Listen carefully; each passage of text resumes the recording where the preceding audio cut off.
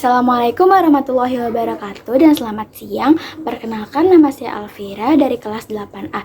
Hari ini saya akan membuat video mengerjakan tugas bahasa Indonesia, yaitu menceritakan kembali sinopsis dari novel yang telah saya baca. Novel yang telah saya baca judulnya yaitu Rasuk. Novel ini, tokoh-tokoh yang berada dalam novel ini yaitu Langgir Janaka, ketiga sahabat Langgir yaitu Sekar Tanjung, Lintang Kasih, dan juga Francisca Ingrid, ibu Langgir Janaka yang bernama Harumanis, dan Safruddin Sarif yaitu ayah tiri Langgir. Langgir Janaka adalah anak yang sangat ceria, tetapi semenjak kepergian ayah kandungnya, ibu Langgir berubah menjadi lebih sering memarahinya dan membentaknya, dan Langgir merasa hidupnya sangat tidak menyenangkan. Langgir iri dengan kehidupan teman-temannya yang selalu mendapat kasih sayang lebih dari kedua orang tuanya. Suatu hari, Langgir mendengar percakapan antara ibu dan kedua tamunya. Ia mendengar bahwa ibu sedang mempromosikan rumah mereka. Mendengar hal itu, Langgir tidak terima dan langsung berlari keluar dan menghampiri ibu dan kedua tamunya.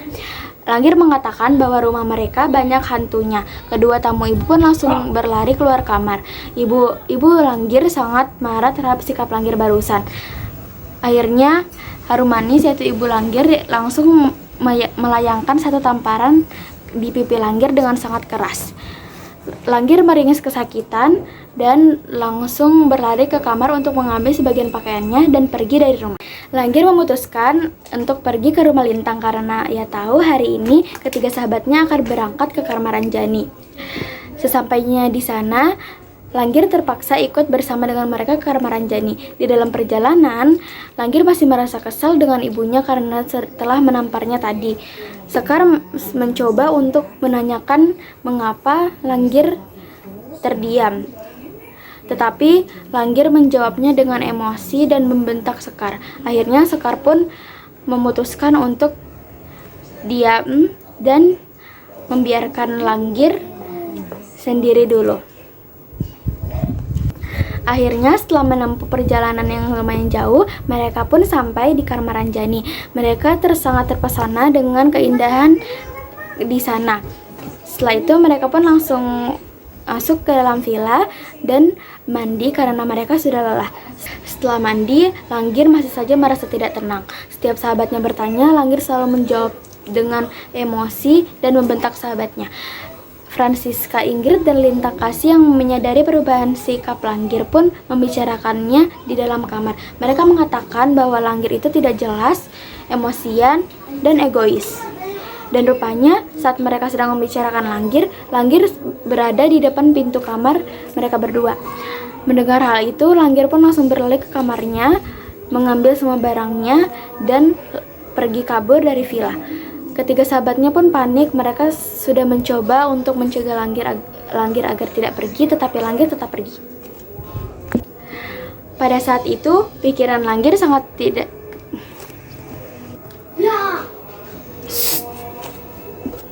Pada saat itu, pikiran Langgir sangat kacau. Dia tidak tahu harus pergi kemana. Ditelusurinya hutan Karmaranjani hingga larut malam. Tiba-tiba, Langgir terjatuh dan masuk ke dalam lubang yang sangat dalam.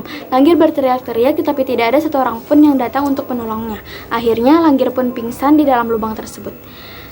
Saat Langgir bangun, ternyata Langgir berada di dalam tubuh sahabatnya yaitu Lintang Kasih. Langgir menyadari bahwa menjadi seorang Lintang Kasih sangatlah tidak mudah. Dia harus melawan penyakitnya yaitu gagal ginjal. Kini Langgir berada di dalam tubuh Francisca Ingrid. Ternyata menjadi seorang Francisca Ingrid juga tidak menyenangkan karena Francisca tidak mendapat kasih sayang sama sekali dari kedua orang tuanya.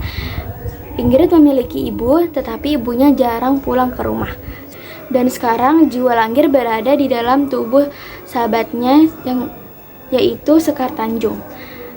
Langgir bisa melihat bahwa hidup Sekar Tanjung pun tidak menyenangkan karena ia harus mencintai